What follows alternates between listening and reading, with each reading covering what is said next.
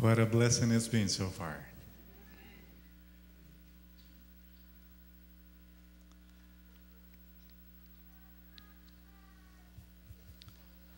Just want to let you know that today's sermon is the first of two parts, which will finish in 2 weeks. Not the following week, but the last Sabbath of this month. Jesus is it. The truth is that we all want to do what matters. We think about our lives and we say to ourselves, when I get to the end of my life, I want to have done what counts.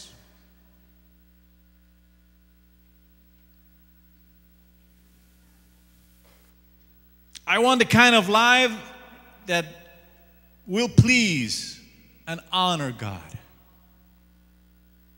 I want the kind of life that will make a difference in the world. And even though we have the best of intentions, we all have a problem doing that. And the problem has nothing to do with managing the time, as much as it is getting my heart right. Because doing the right stuff, it's always contingent upon becoming the right kind of person. Did you hear that? Doing the right stuff, it's contingent upon becoming the right kind of person. And guess what? I cannot make myself the right kind of person. Let us pray. Our Heavenly Father,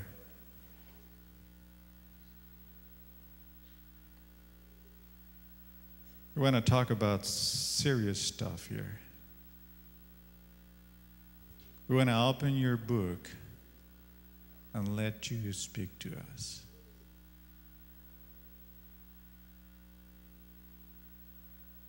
Touch our hearts. Touch our minds. In Jesus' name we pray. Amen.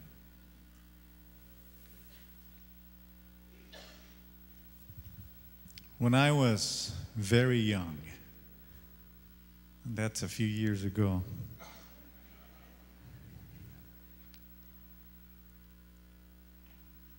oh, you're really bad. Do you know how old I am?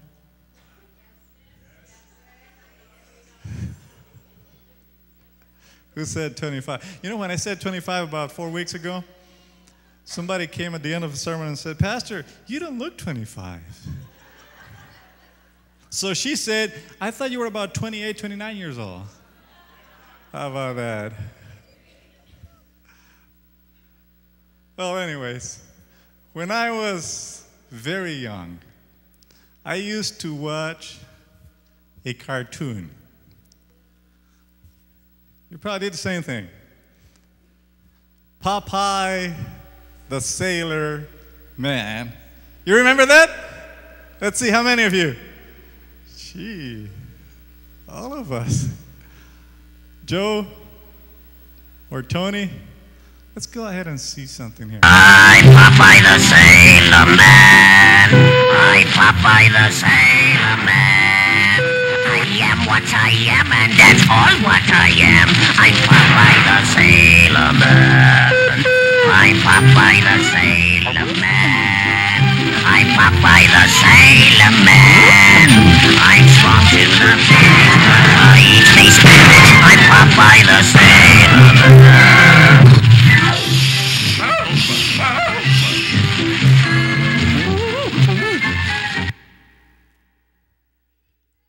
You remember that? Okay. You know, I was looking into the history of Popeye the Sailor Man. 1929. Boy, that was about a century before I was born. Popeye the Sailor Man.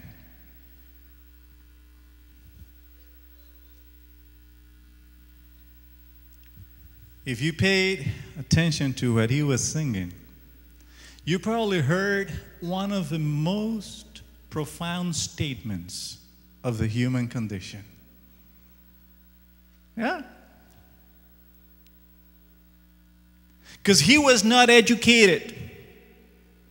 He was not a sophisticated guy. Do you remember his girlfriend's name?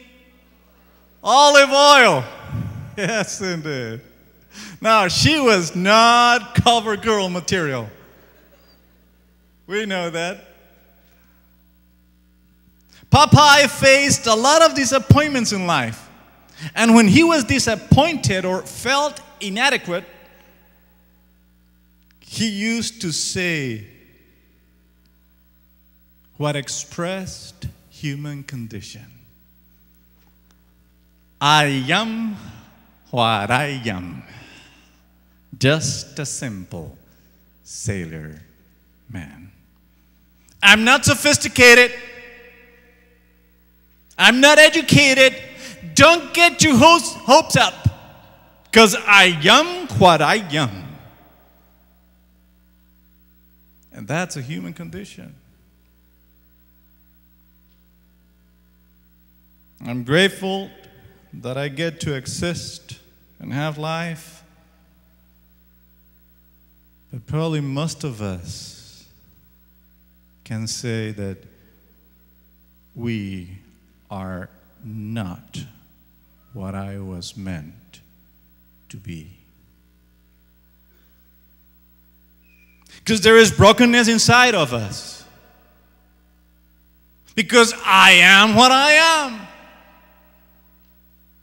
Now, the scripture tells us that God is in the transformation business. Now, let me share a story with you. One day, a man named Moses is walking through the wilderness, and he sees this burning bush. And all of a sudden, he hears a voice. Someone's talking. Something like this: Moses, Moses, I've seen the misery of my people. I've come to rescue them. I want you to use you. I want you to know that I can do a lot better for you and for my people. I want you to lead my people. I want you to go to Pharaoh, the most powerful man on earth, and defy him and lead my people into freedom. Now, Moses responds. If you know the story, it's a series of objections why he could never be what God wanted him to be.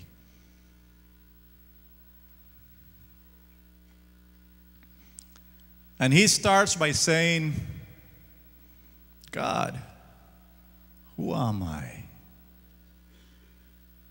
Who am I? Look at me, Lord. I'm a fugitive. Remember I killed a guy? Remember I'm in exile? Remember I'm a shepherd? Remember where I am? This is the wilderness. What do you want me to do? How do you want me to become a great man? God, I'm slow of speech. Please don't get your hopes up with me, because I am what I am. Just like Popeye. And God says, Moses, I know all about you. I know all about your weaknesses. But it doesn't matter. You are who you are come, but you am not yet who you am going to be, because I'm with you, and from now on, it'll be you and me. If you know the story, you know what Moses said. He had yet another objection. In the book of Exodus, chapter 3, we find that objection. Then Moses says, "Who are you? Who are you? Suppose I go to the Israelites and say, 'The God of your fathers has sent me.' And they ask me, 'What's his name?' What shall I tell them?" God said to Moses, what was it? "I am who I am." This is what you are to say to the Israelites. "I am has sent me to you." I am who I am. In other words, I am the God who wants to be known. I am the God who heard people when they were out in the wilderness. I am the one that is listening when they thought I was not. I am the one with all the power. I am the one that is right here with you right now. I am the one that is ready to help you out whenever you need me the most. God says to Moses, "Moses, Moses, get your hopes up, because I am who I am." I am who I am.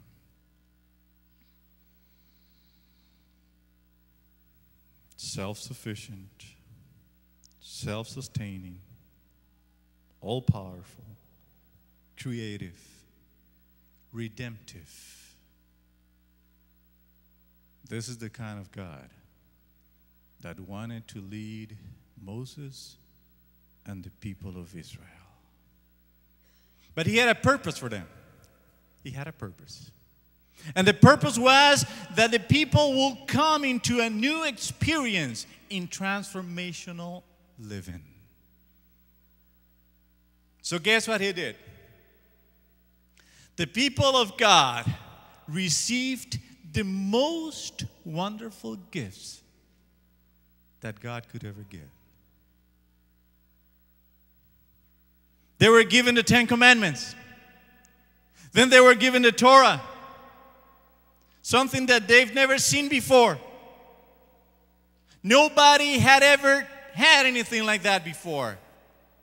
They were given the revelation. And there is one great creator who knew it all. And there is one great author who has good intentions for them. And there is one good instructor who wants to teach them how to do things right.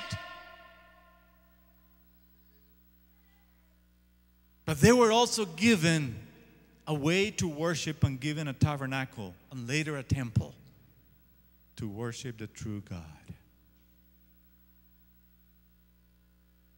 They were given the prophets.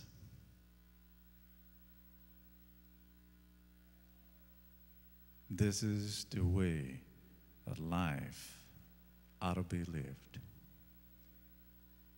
And the prophets would say something like this: the poor are to be cared for. The word that you give to someone else is to be honored. There had never been people like that before. Prophets among the people of God. And Israel and Moses had them all. But still, things were pretty messed up, because the kingdom wasn't here yet. So then, one day, in the fullness of time, there came a man. And this man began to teach a new kind of life. What kind of life was it? Well, life with God, life in God's kingdom, life under God's reign, in God's presence, a life that is different from any other life, a life with God's favor and God's power. And he taught people how to live that kind of life. Ordinary human beings like you and I could now be different.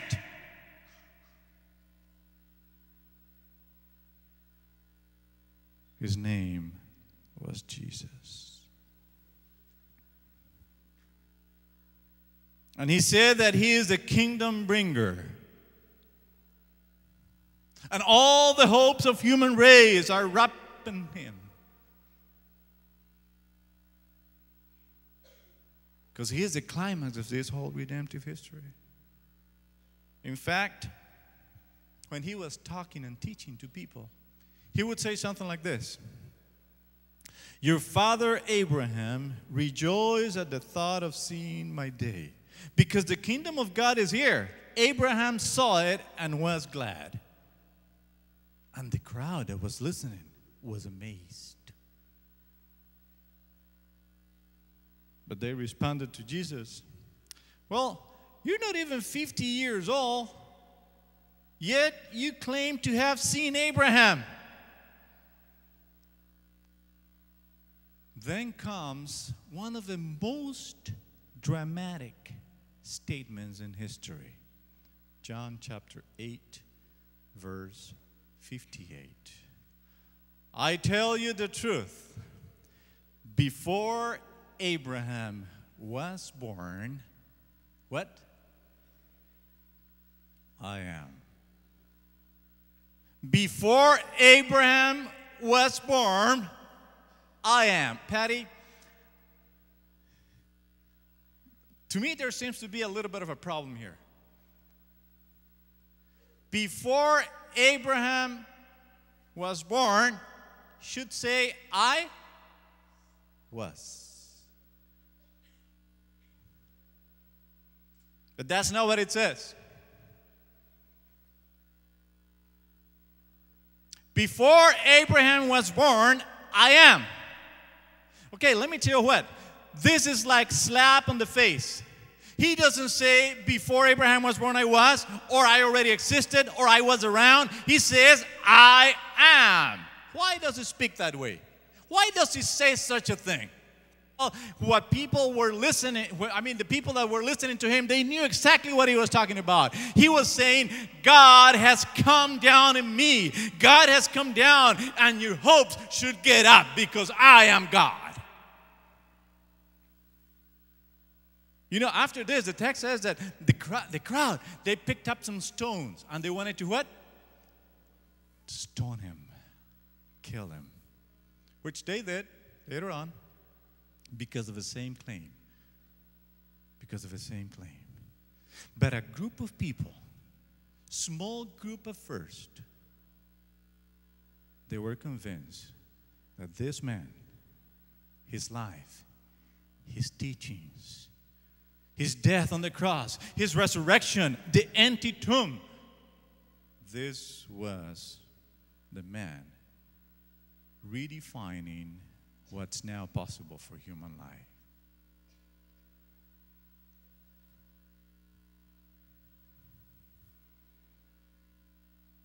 Jesus is it. He's it. And when I say Jesus is it, it's because He's everything you've been hoping for.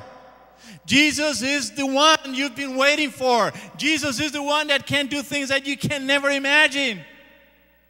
Throughout the scriptures in the New Testament, we find promises and descriptions of what life can be when Jesus is it.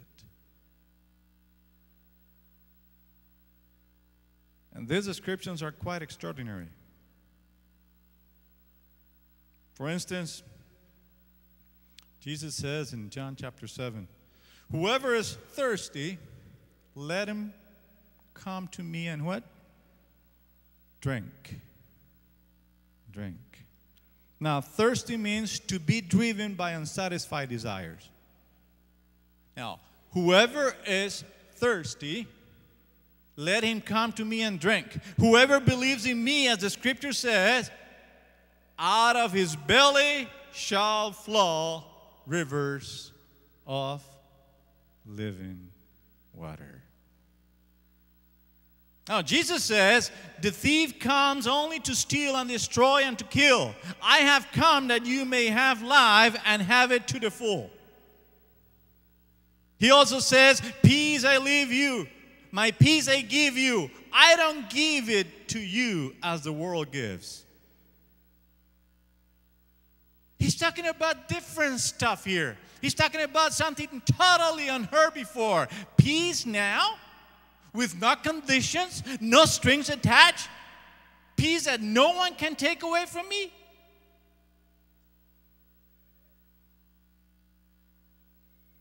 And when his followers listened to him, they start writing about it. So Paul says something like this in Colossians chapter 1. God has chosen to make known among the Gentiles the glorious riches of the mystery, which is Christ in you. And then he says, though you have not yet seen him, you love him. You are filled with an inexpressible and glorious joy.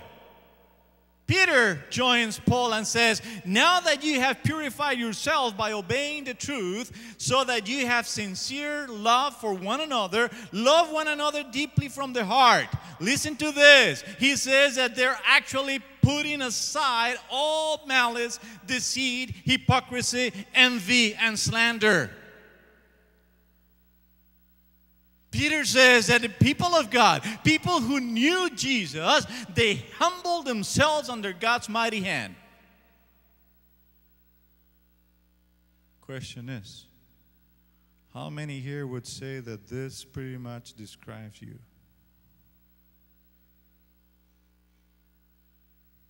That you are filled with inexpressible joy? That you're putting aside all malice and deceit and hypocrisy and envy and slander? That people around you notice that your belly is flowing with rivers of living water. And more or less, you have mastered humility in your life.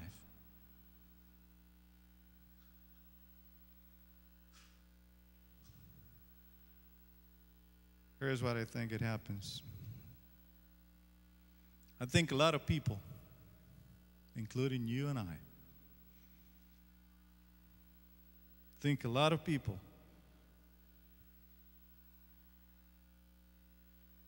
hear the gospel, are convinced by the truth, they get the vision of peace and a new kind of life, and they say, Jesus, I want to follow you. They say, yes. And for a time, we have what we call a honeymoon with Jesus. And everything's okay. And everything's happiness. And many of you have experienced this before. And you find yourself drawn to scriptures. You want to tell other people about Jesus. You love to worship. You come to church. You do things for Jesus. You do everything in your possibility.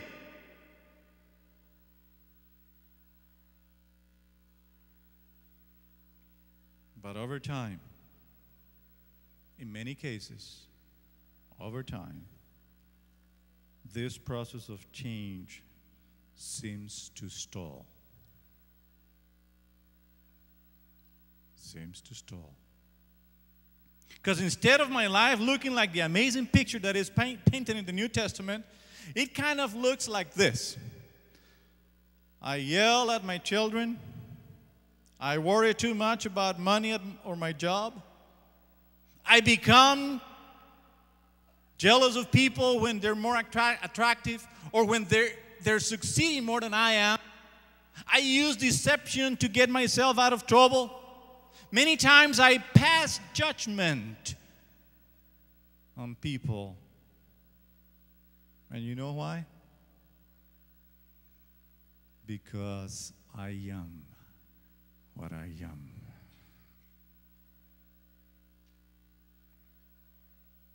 And when this goes really deep, I can read the words from the New Testament about putting off the old nature and about how, according to Paul, if anyone is in Christ, he or she is a what? New creation. All things have passed away, and all things have become new. But instead of feeling inspired by those words, instead of having hope because of those words, they make me feel discouraged. They make you feel guilty or confused or just tired. Has it happened to you before?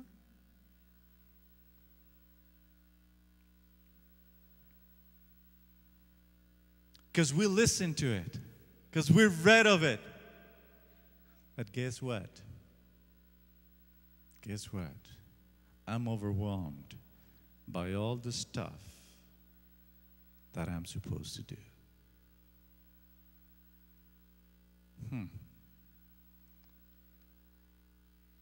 I'm stuck with a kind of gap that on one level there are the promises that Jesus makes and that his followers make. Promises that are more compelling than anything I know. But on the other hand, if I'm honest, I'm also struck by the reality of my life that is so far apart from what it ought to be.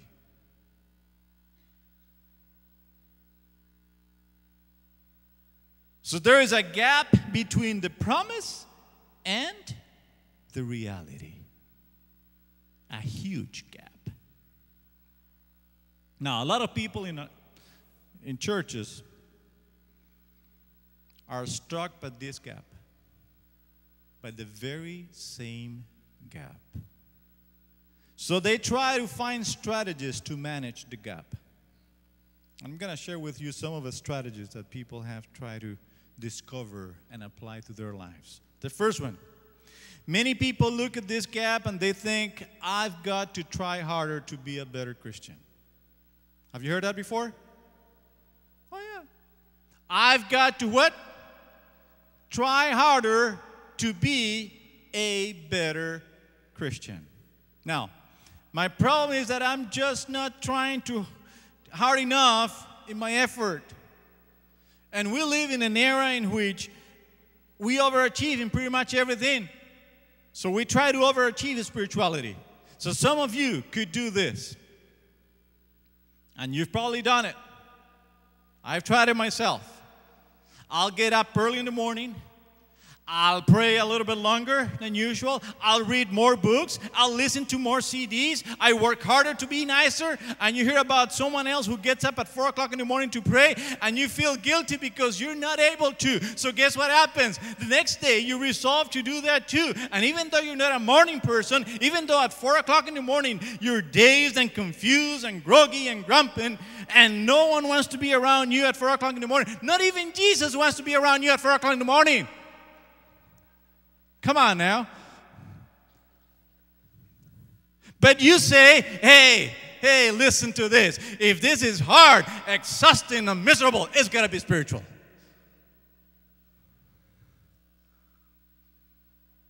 Mercy.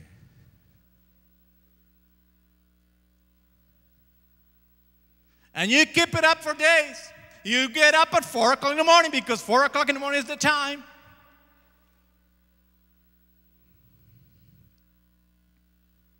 But eventually you stop.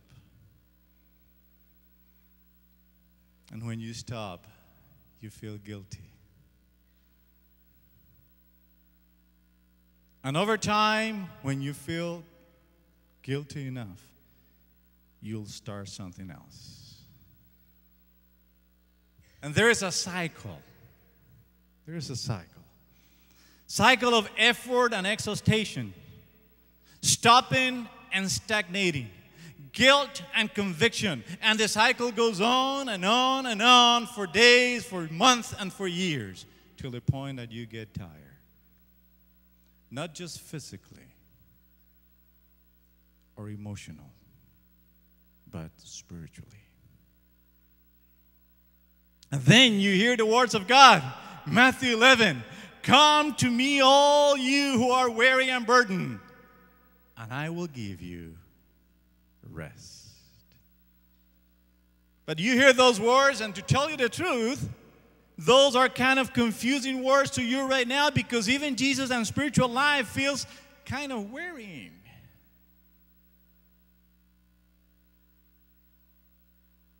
So some people look at this gap and they decide they'll handle it by pretending. You've seen people like that? Let me tell you what I mean by that. People who pretend. They know they're supposed to be different, and they decide to fake it till they make it. Oh, yeah. When you talk to them, their lives are a miracle every single minute. You've heard them? And they're always smiling, and every prayer is answered, and every decision is a word from God, and every sentence ends with praise the Lord. But inside them, when everything is quiet and they're alone, the gap's still there. But they pretend.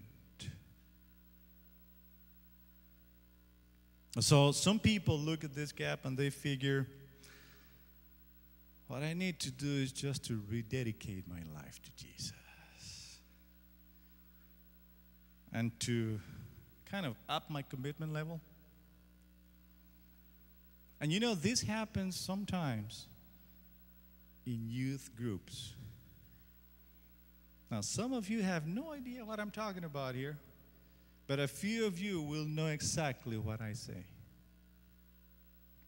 Because it happened to me, and it probably happened to you as well.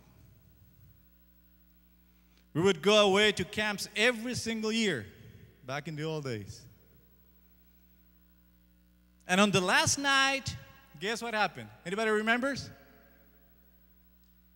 Yes, before the altar call, remember there was a camp what? Fire. Yes.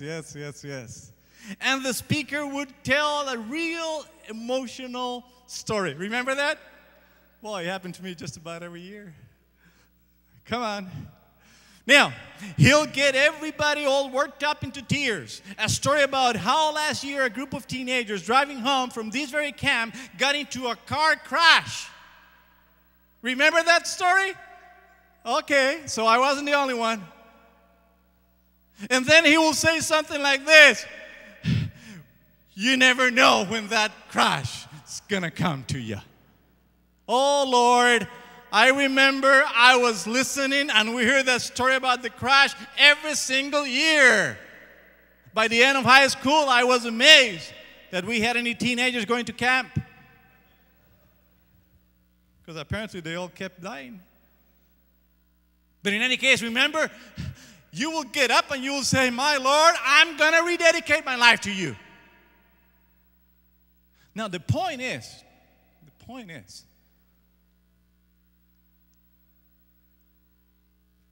you try to make people get emotional, to twist your emotions, so that people will somehow respond to Jesus' call. But after a few days or a few weeks, what happened? Back to normal. It didn't close the gap because emotions are not it. Emotions don't last. So some people look at this gap and they just give up. Now, don't get me wrong when I say they just give up. After a while, it's too painful because they've been in church. Not for one day or a month or a year. They've been in church for years. And when they read the kind of words that we have read today, then they feel discouraged and they feel hopeless because they believe that they should be a lot better than they are right now. So inwardly, they decide that such a difference will never come to their lives. They stay Christians. Don't get me wrong. They remain Christians. They keep coming to church every single week. And they decide that no matter what happens in their lives, the gap will always stay there. So they secretly give up.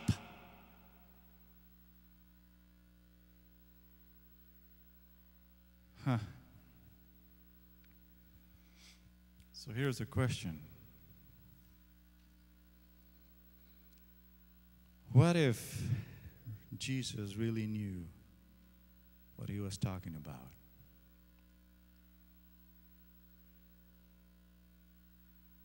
What if there really is another way?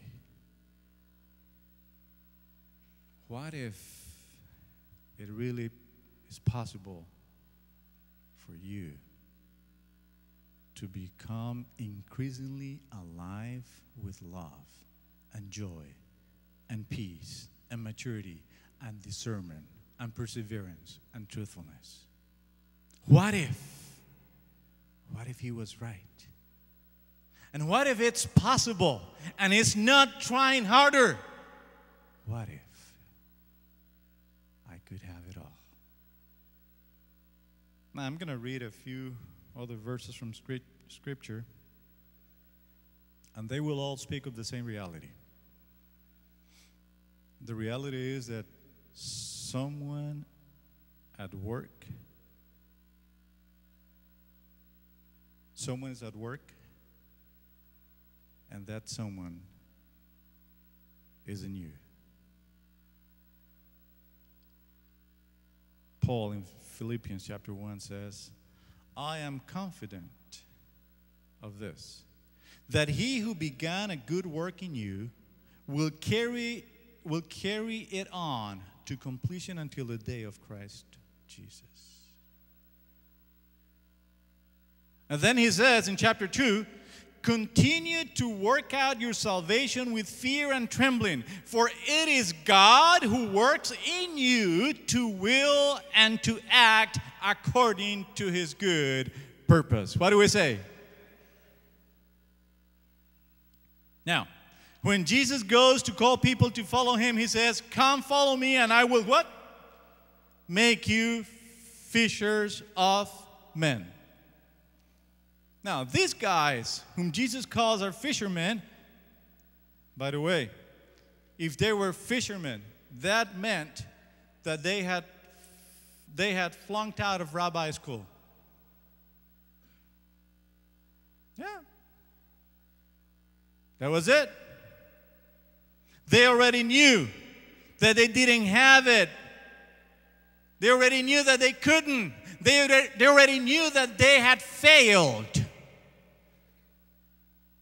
So Jesus talking to these people, and a long time ago, Peter, Paul, James, John, they all said, I am what I am. But then Jesus comes and says, get your hopes up because you are not yet what you ought to be, because I am with you always.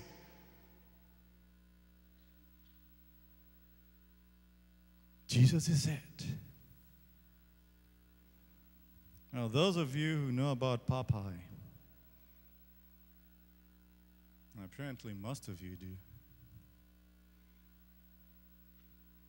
you're very aware that Popeye knew all about his inadequacy. But Popeye had a secret. Remember? Remember the green stuff? Okay. Has nothing to do with St. Patrick's Day. Now, he was an ordinary sailor, but he was sometimes given the power to do extraordinary things when he ate something. What? There you go. Spinach. You know what spinach is? You know what spinach is? What is it? Haven't heard nothing yet. I'm going to tell you what spinach is. Spinach is power from outside. What? I just said it. Spinach is power from outside. Because I need power from outside myself. Because I am what I am. And Jesus says, you follow me and I will make you what you are not yet but could be. What you're dreaming to be. What you want to be. What you long to be. What you were made to be. How do I get that power? In 2 weeks, we'll find out.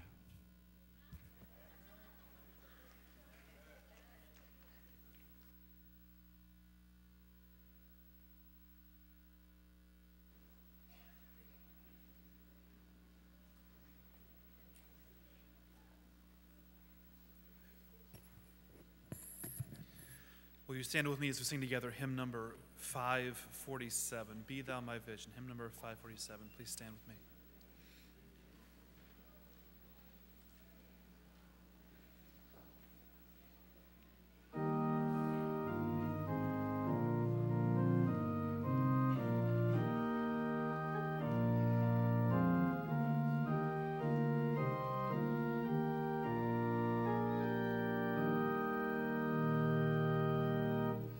Be thou my vision, O Lord of my heart, not be all else to me, save that thou art. Thou my best thought, by day or by night, waking or sleeping, thy presence my light. Be thou my wisdom, be thou my true word. I ever with thee, and thou with me, Lord. Thou my great Father, I thy true Son. Thou in me dwelling, and I with thee one.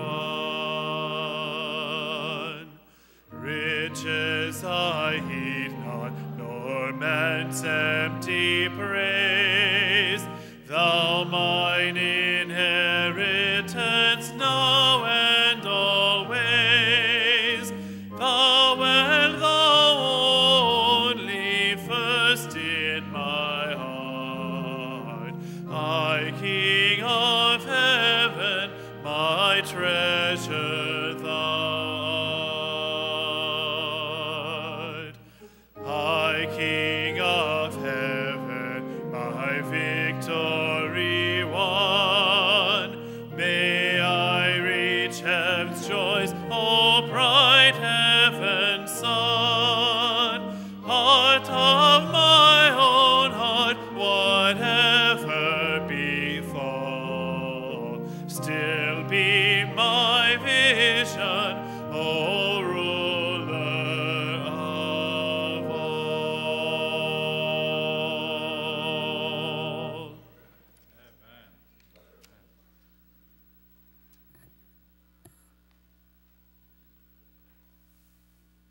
It is true, Lord, that I am what I am. Just a simple Christian. But I'm not yet what I was meant to be. That's why we need power from outside. That's why we need to learn to let you do what only you can. In Jesus' name I pray. Amen.